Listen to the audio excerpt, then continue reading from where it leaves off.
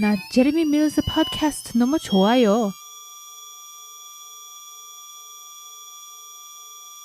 Yeah, it was actually, it was an interesting process. It was a lot of fun. I can't say enough about how helpful everyone in Goodland was. I kind of came back, I wrote the script knowing that we wanted to shoot in a small town in western Kansas, hoping Goodland would give me the permission to do so. And everyone really got behind it. They let us close down Main Street one Sunday for an entire day. Wow. Had 2 blocks blocked off for the entire day. It didn't stop some people from totally ignoring the cones and driving up on the sidewalk and around, but we weren't causing too big of a traffic jam on a Sunday in Goodland. So what do you got for me?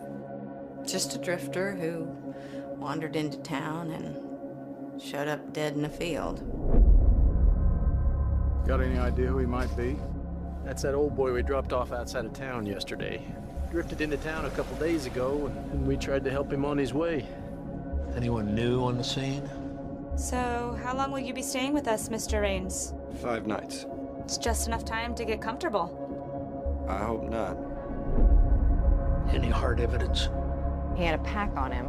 Coyote strung out all the contents. Well, everything else is here. We are not missing anything.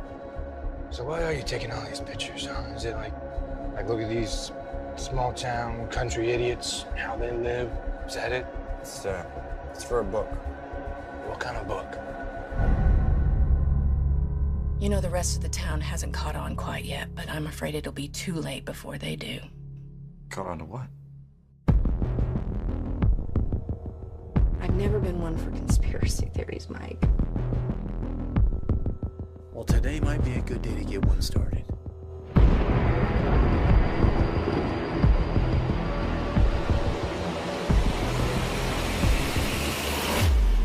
You had your chance to walk, and I warned you, it'd be your last. I didn't do anything. I didn't. I promise I didn't.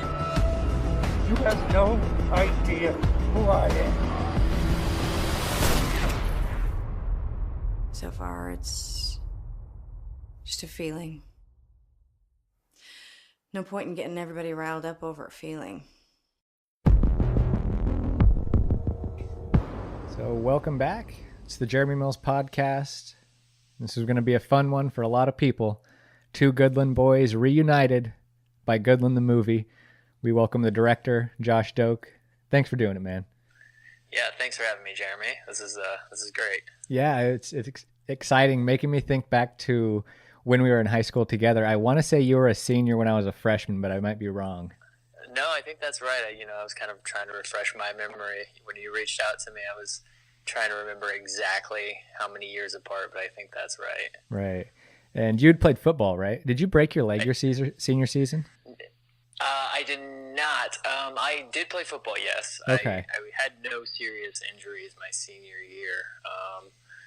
I don't know how well I can claim to have played football, but I sure tried hard. I was going to say, I can't really either, so don't feel bad. You've done well for yourself other ways. And that's why the reason you're on here, man, it's I watched Goodland the movie last night after being stuck in Seattle, not being able to make that Goodland premiere, and just sitting around for this last year, thinking about it, wondering about it. But it was worth the wait. I really enjoyed watching it. We'll get into it, but take me back to the idea, the original idea you had. How long ago did you have this idea or some version of this idea before you really got serious about writing and directing it? Right. Well, this project has been a long time coming because although we've been working on it for over 3.5 years in earnest now, the idea actually came over 10 years ago to me when I was about the time we were just talking about, when I was about 17 in high school. And it was just a kernel of an idea. It really had no story elements to it. It was just really a high concept idea based around what would happen if an outside force came in and tried to rob a small town's. In Goodland, we have 4 banks, and my and the film version we have 3. And the idea was, what would happen if someone came in and tried to hit all 3 banks at once? Could a small town police force, stop that? Would they be ready to do anything about that? So that was the nugget of the idea that kind of got it rolling. And I kind of just like wrote it down in a notebook, and it stayed there for a really long time. And I went on and did other things. I went to film school, graduated with a film degree at KU, started my own production company with 2 business partners, Edward Schroer and Ian Trimble, Rockhaven Films, and we went on to make commercial content and music videos and short films with the hopes of always making a feature-length film. And then it came down to we were ready to make our feature film. That was the goal. We always wanted to do that. And I had this idea, and initially I had written a Western script that I wanted to get made, but we looked at it and looked at the budget, and it was just going to be more expensive than we were ready for at that time to kind of get it going. So I kind of remembered this idea, and I wrote a script knowing locations that I could shoot, and knowing that we could go back and, hopefully with permission, go back into Goodland and film this movie for a much lower budget and make it put a lot of the budget on the screen and really make it look well produced, like we had more than we actually did. So that's kind of how Goodland came to be for the most part. And thinking about, filming in Goodland, one of the most interesting things to me was seeing Main Street used so much, seeing McBee's motor, seeing a field I'm sure I recognize, but in reality, I'm like, that could probably be a lot of fields. How hard was it to go about getting permits and things like that for a town who probably doesn't get a lot of requests like that? Yeah, it was actually, it was an interesting process. It was a lot of fun. I can't say enough about how helpful everyone in Goodland was. I kind of came back, I wrote the script knowing that we wanted to shoot in a small town in western Kansas, hoping Goodland would give me the permission to do so. And I came in and really made my intentions clear. I spoke at a city council meeting. I talked with the mayor. I went to the local police and sheriff department. I spoke at Kiwanis Club. I went to the high school and spoke to students. I just really made our presence clear and our intentions known, that what we wanted to do was come in and shoot this kind of tense crime thriller film. And everyone really got behind it. They let us close down Main Street one Sunday for an entire day. Wow. Had 2 blocks blocked off for the entire day. It didn't stop some people from totally ignoring the cones and driving up on the sidewalk and around, but we weren't causing too big of a traffic jam on a Sunday in Goodland. Just had some random spectators. I can't other imagine. than that, we just went. I knew the locations, or I had ideas for a lot of the locations, having grown up in Goodland myself and writing a script to kind of conform to the ideas that I had. So when it came down to locking down those locations, it was really just a matter of going to people I knew or reaching out to people and just asking. And in a lot of ways, they were excited to do anything they could to help the project. So one part of the story is a photographer taking pictures and people being leery of him and being like, are you going to portray us like we're stupid, like we're dying, yada, yada, yada. Was any of that your feelings, and maybe in the back of your head thinking, is this what people are going to think I'm doing by bringing all these cameras in? I think that subconsciously some of my feelings worked into, how Ergo, our protagonist in the film, is treated. I have to say that was not my experience in any way, shape, or form. I think that's always kind of the worst fear. And one thing that I really wanted to do in this film was to have a real slice of life. And it is a movie, and this film in particular is a genre film, so it's very plot heavy. And I think that the characters that I have from the town of Goodland are smart and interesting. In fact, our lead, Sheriff Gaines, played by Cinnamon Schultz, is a strong female sheriff character that kind of gets to the bottom of all of this. And I don't know. I think that I had an ear for the dialogue or how a certain way that people talk where we're from, including myself. Right. And I think that it was a lot of fun to write and kind of like see these scenes play out. But yeah, in my experience, everyone was much more excited for me to come make a movie than they were, worried about how I was going to portray everybody. Right. But that you mentioned the story wasn't necessarily about the city of Goodland, but you got everything right about the city of Goodland. And for the people who live there and the people who maybe have moved from there even, they know the little things you did right. Like obviously the detail of the Goodland Letterman jacket. The two guys at the coffee shop at the beginning, and it's not really a coffee shop. It's almost like a gas station. Right. That doesn't exist in Seattle or Nashville or, you know what I mean? Little things like that were so on point. And also the way things were framed, even, the whole story of outsiders coming in and kind of being dangerous. There was a couple lines that I'm sure people have already talked to you a lot about, like, it's not a party, I'm just meeting people. Watch your dog run away for 3 days.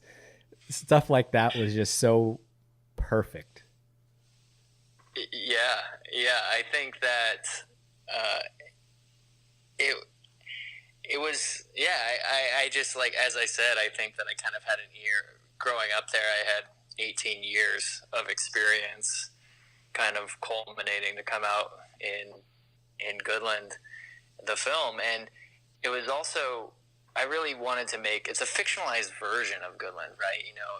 I definitely wanted to show a certain side of Goodland or portray it with a certain aesthetic, and that was more of a director's choice and a filmmaker's choice. But I chose a lot of locations that were more local than, say, the portion near I-70 that everybody drives by on their way to Colorado to go skiing, the McDonald's and the Walmart. Although very well known to everyone in Goodland, we chose intentionally to leave that out. And we actually used a combination of small Western Kansas towns to kind of make our version of Goodland for the reasons for aesthetic reasons and for shooting reasons. The motel that Ergo comes in and stays in throughout the duration of the film is actually in St. Francis, Kansas, which is 30 miles north of Goodland. And the gas station coffee shop that you were talking about, that's actually the Brewster Co-op. Okay. Just east of Goodland. So I kind of, cherry picked our locations a little bit to give it that aesthetic, that kind of neo-Western feel. A lot of wood paneled interiors. And then even some of the interior locations were shot in Lawrence, Kansas, just for, various reasons with shooting schedule and our actors. But yeah, I wanted to portray it. And even, sometimes people ask me, what time period does this take place? Because we got a 1990 Crown Vic, and we were able to make that our picture car, which means that we turned it into our sheriff's car. And then she drives a 1980 Chevy, as the sheriff does, as her car. And so it kind of has this kind of older, timeless look to it, even though there are cell phones in the film. So it's just, I think I heard this once, and I say it all the time. I repeat this quote, but it was the director of Napoleon Dynamite, and someone raised their hand at the Q&A and asked him, what time period does Napoleon Dynamite take place in? And he says it takes place in Idaho. And I think that's kind of what I was going for with this Western Kansas feel. I think there's just things in it that it doesn't matter what year it is. Everybody will recognize it as, anybody who's been to Western Kansas will recognize it. Yes, the people who really belonging know. To that place. Yes. Casting wise, the two guys in that coffee shop, those people made me wonder. It was like, not that they weren't good actors, but just the authenticity of the people that would be there in that situation. I'm like, they They may have just walked in and found those two guys. Was there anyone like that? Yeah, absolutely. We didn't just necessarily find anybody, but those two in particular were actual locals. That's Gary Smith and George Adelgren from Goodland, Kansas. And when I wrote that scene, there was a couple scenes that I was really trying to get some locals on board to be, the actors in the small town. And so those two in particular, as well as in the diner scene later, everyone except for Ergo, our protagonist, is also a local in that scene. And what diner was that? There were some extras as well. And that kind of came about just knowing people in Goodland and asking them. George had done some stage acting before, but Gary had never done anything like that. And so there was some convincing going on and trying to get them. But I think everybody was pretty proud with how it came out at the end. Did you feel the pressure to even though it's a fictional place, and even me doing this podcast and talking about Goodland, people have an ear for it and have really pay attention to the way you talk about it. And, did you feel pressure to represent it well? Yeah, I think that is something that I definitely wanted to do. My parents still live in Goodland, so when I was coming in to make this film, before I even asked anybody else, I went to my parents first and I said, this is what I want to do. And I was like, will you guys be cool with this? Because when I'm done, no matter how it goes, I leave and you guys are still going to live here. And they told me to just go for it. So with their support behind me, I felt a little bit more sure of myself moving forward. And I kind of built up confidence as I went. When I went to speak at the city council meeting, I was worried that they weren't going to, like the idea of us shooting what ends up being a somewhat violent film in Goodland. But that wasn't my experience at all. Everyone was super excited to have us. And then we even, came back to Goodland and we were in the theater for 2 weeks. And we did so well over the 2 weeks that we were there that we actually were our holdover for a third week. And I was there for the initial 2 weeks, and I stood in the lobby and greeted people as they came in. I introduced the film, and then I did a Q&A afterwards, and I really got a feeling of how people felt about the film. And at least to me, everyone that came up and talked to me, they seemed excited and genuinely happy with what we had done and come up with. And to kind of go back to your initial question, did I feel an obligation? I think more than feeling obligated, I think I felt like I wanted to. I think that there's a line of films that are named after small towns, and whether it's Paris, Texas, or Fargo, or Cut Bank or Goodland, there's these films and how they handle the people who the namesake of their films, the people who live in those towns, how they handle that, I think really determines the success of the film. I think Fargo is a great example. I think that those characters that the Coen brothers were able to create and place in that world were so authentic, and people really connected with that. And that was something I wanted to do for Kansas, for Western Kansas in particular. You mentioned the premiere, or maybe not a premiere, but the showing at Sherman Theater in Goodland. It's something I've thought a lot about. Just for people who've lived in Goodland, this is not a dream, something that never would happen. A movie about Goodland, filmed in Goodland, made by somebody who grew up in Goodland. What was that first showing night like? The energy in the room and the reaction it got when, you show Main Street or you show the grain elevators. Yeah, up to that point, we premiered at the Kansas City Film Fest. We had been at a handful of other film festivals around the country and even internationally. You know, we had been seen quite a bit. I'd sat in rooms, I'd sat in screening rooms, I'd sent screeners out. I felt pretty confident about the film, but I have to say I don't think I'd been more nervous than the first night in Goodland. And we had a lot of reserved seating that night for Kickstarter backers, people who got behind the film and helped get it funded to begin with when we were in the crowdsourcing stage of our project. And some of them had come to Kansas City to see the premiere, but others had not. And, you know, in fact, that first night as well, we had a pretty large crowd, but, you know, David Branda, the owner of the Sherman Theater there in Goodland, he was preparing me for a potential sellout. We thought we might have a full crowd. And, you know, people came in and we had a really good showing, but we were a far cry from a sellout. And I was like, oh, maybe people aren't as excited about this as I thought. Well, it just turns out everybody else thought that the film in Goodland was going to sell out and they would come on a later night. And so the first night wasn't even our busiest night, not even close. Wow. But that first night was definitely nerve-wracking. It was also, I do a lot of Q&As. I've done a ton of podcasts and interviews, and I'm pretty comfortable in front of an audience with a microphone. But that night, I definitely had a case of the stutters and was just really concerned about what people thought about the film. And then, you know, it was just kind of like breaking through that first wall. We had a great reception.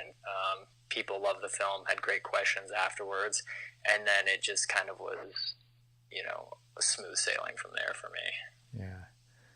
So taking it back to the idea stage just a little bit, a lot of people have ideas and in the back of their mind, you know, they think, hey, I might be able to make a movie.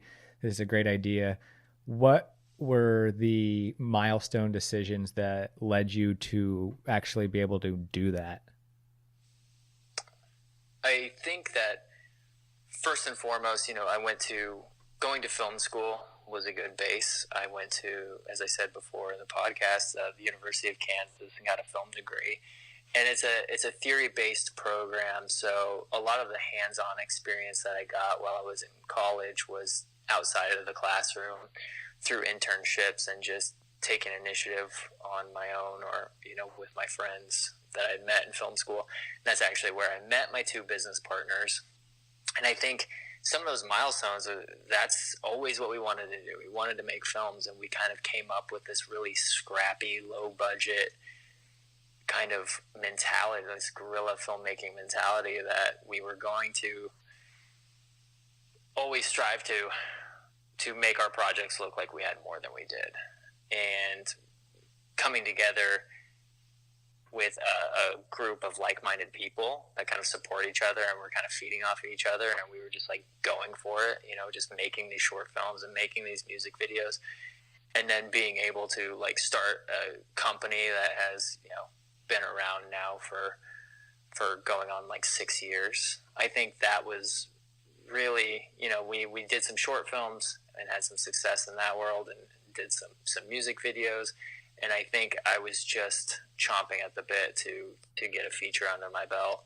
And so were the guys around me. And so we kind of just thought it's never going to be any easier than this. And we weren't going to wait around to get millions of dollars in funding. So I just tailored a script to a sizable budget that I knew that we would be able to attain.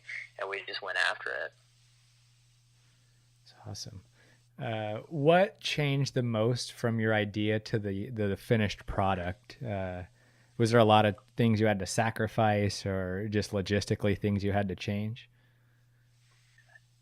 Not too many. I don't know. I wouldn't call them sacrifices. I think it's a common idea that filmmakers pass around that all filmmaking is compromise. You have this idyllic version when you're writing and putting something down on paper, and sometimes I think compromise comes more when you're just writing and you're not worried about the budget or how it's going to get made or who's going to make it. If you can just write, you know, you can write an epic sci-fi battle in space that could cost $150 million and not even worry about it if you're just writing. But taking it back to what we were doing, I think that one of the reasons I want to say like I had to sacrifice or compromise too much was because I knew the budget range, I knew how to use that money, and I also knew where I wanted to shoot things. So I think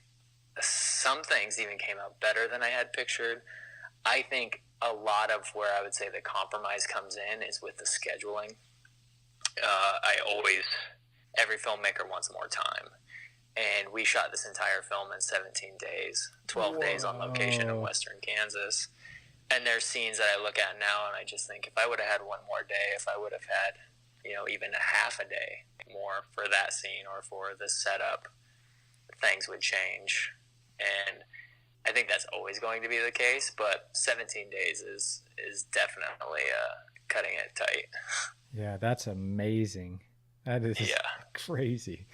So talking about the actual... Go ahead. No, go ahead. I was just going to say, like, in comparison, you can take... And this one's on the absurd side of the scale, but, like, Mission Impossible Fallout that just came out a few weeks ago, they shot for 161 days. So, in comparison, I mean, on top of their astronomically huge budget, that's what, in that range is where a Hollywood film, how much time they have to shoot something that's roughly 2.5 hours. Mm-hmm. Now, thinking about the movie itself, I was so focused on picking up on the little things, the little details, the Goodland things. And I'm not a person who picks up on small things anyway in movies. So watching it a second time, I think is going to be even better for me to watch more of the story. But thinking about your next project, is there any thought to continuing the world of Goodland, or are you ready to move on to something different? Yeah, I think that's a question I get a lot. I mean, people listening to the podcast maybe have not had a chance to see the film, but I'll just say that it leaves the story slightly open-ended at the ending. It's a little ambiguous, and that was by design. At the time that I wrote this, and still today, I was very inspired by the films of the 1970s. I think it was just a different era of filmmaking. There was a lot of smaller independent fare, even studio fare, that wasn't attached to any type of intellectual property like they have now. Like now, a majority of things coming out has already been a book or a comic book or a novel or something like that. So it was just a time when films were made and the endings could be more ambiguous or bleak or open-ended. And I started this project knowing that I was trying to make a 1970s film or something in that world. And so one of the questions that I always get is this one, is there going to be a sequel for Goodland? And the answer is no, but I always like to joke with people and say if they have ideas, they can pitch me on them. And I heard multiple pitches ranging from pretty bad to pretty good on sequel ideas after screening this film. And also, it's fun to come up with sequels as far as the titles go. Got some really good ones going in the works, but I don't think that this will ever have a sequel. I don't think that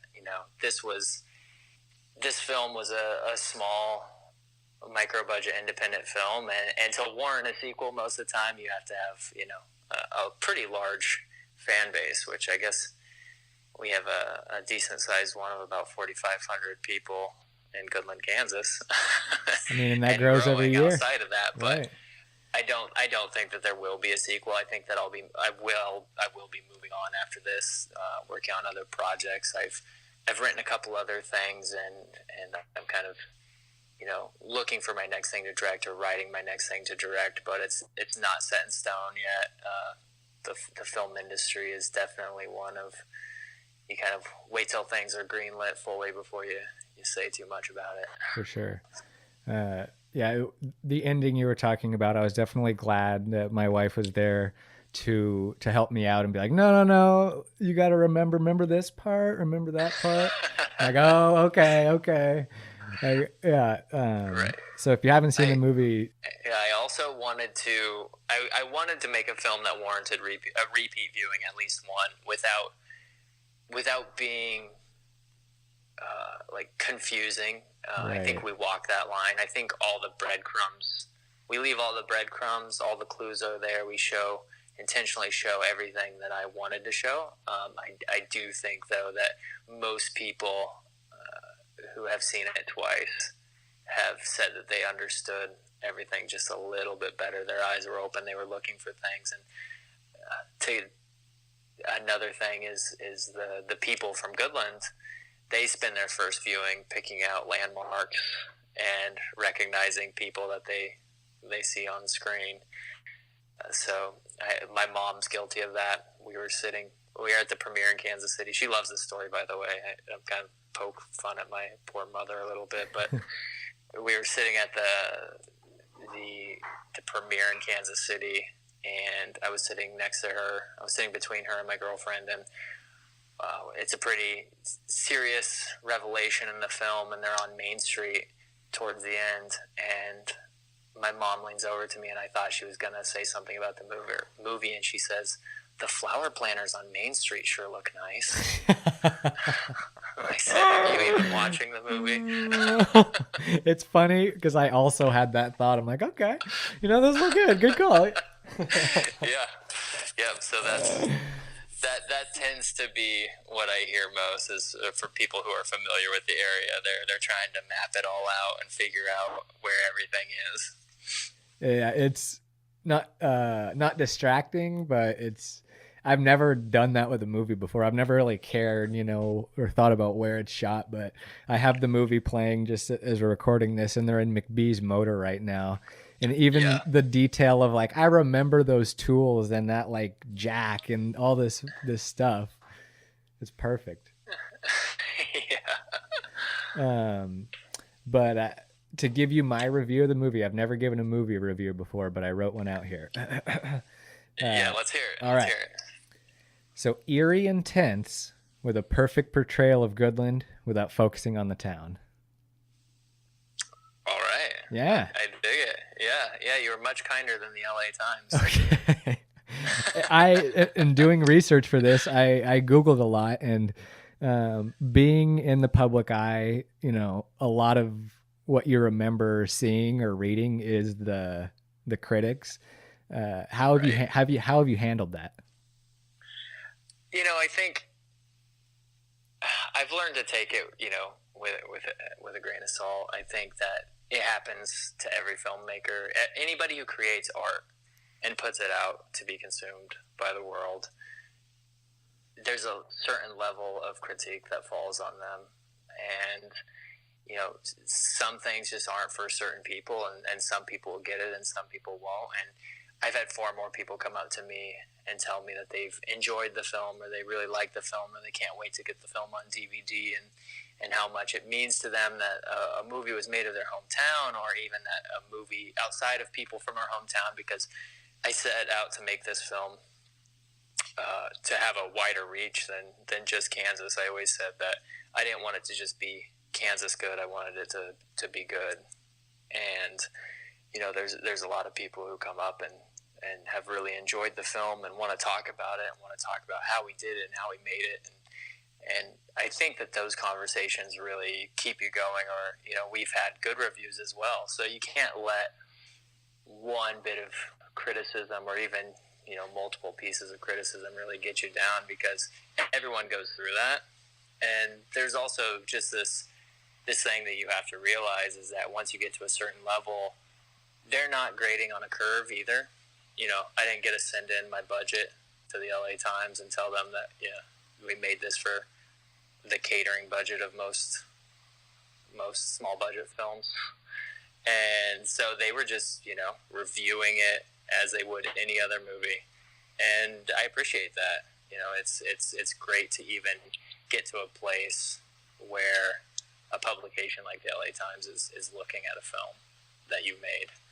So it's always, a little jarring at first, and then you just kind of have to to tell yourself that it's part of the game. I decided to do this. It was a choice to make films and put it out there and be critiqued, and it's just part of the job. Yeah, if you're gonna do it, and it'll come up, like you said, in any art. It's people are gonna criticize you. One thing I've always really held on to is LeBron talking about the man in the arena. It's like, that's, there's all the people are looking at you. A lot of people want to be you, but there's a lot that comes with it. But like you said, you're out there, you're doing it. You are a filmmaker from Goodland, Kansas. You did, what a lot of people have, I'm sure, wanted to do, and really pulled it off and did a great job. And I think made a lot of people proud. And I think Josh Doke's name will be remembered for a long time. And for real. And I appreciate you coming on and talking on the podcast. And we're going to watch Goodland again tonight. That's for sure. Well, I really appreciate you asking me to do this. It was a lot of fun. And I said some really nice things about the film, and we are getting it out there on wider release. We're, as you said, right now we're currently in a Redbox testing phase. So it's like finding a needle in a haystack, and not even I know where those copies are. So we're trying to hunt them down and get people to rent them, but there will be a wider release and news of that coming soon. But for anybody who's listening and is curious, I get more messages about this than anything else, but we will be on platforms and in stores that you recognize and know, and will be easily available. Yeah, I'm sure people are waiting. I'm kind of anxiously awaiting too. So we'll let you know, as I'm sure you will. For people who want to get news, is Facebook the best place, or the website? Yeah, if you go to Facebook and type in Goodland Movie, that's us. That's probably where we do 95% of our communication. We also have an Instagram at Goodland Movie and a Twitter. Those are slightly less active. We've just found that our audience has really found us on Facebook. So be looking there, and there'll be more news to come shortly. That's right. Goodland people will stick together 100% of the time. Yes, that's right. Jeremy Mills Podcast, Josh Doke. We'll catch up down the road, man. Appreciate it. All right. Thanks.